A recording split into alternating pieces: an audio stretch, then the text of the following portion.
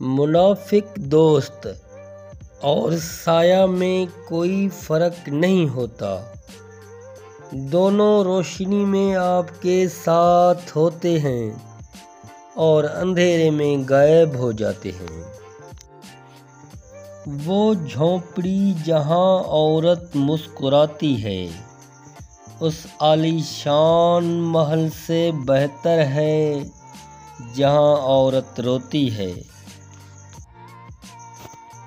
मुनाफिक और बदतमीज का फ़र्क किया जाए तो बदतमीज इतना खतरनाक नहीं जितना मुनाफिक। अगर दुनिया में खुश रहना है तो ये बात जान लो, तुम्हारे रोने से किसी को कोई फ़र्क नहीं पड़ता है।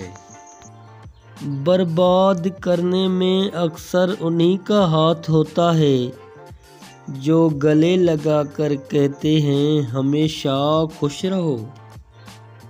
औरत ऐसी पत्थर है जिसे कभी नफ़रत तोड़ ही नहीं सकती।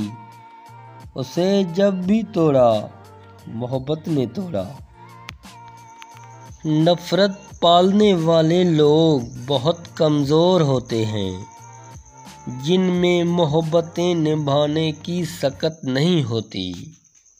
नेक और पारसा औरत किसी फकीर के घर में भी हो तो उसे भी बादशाह बना देती है।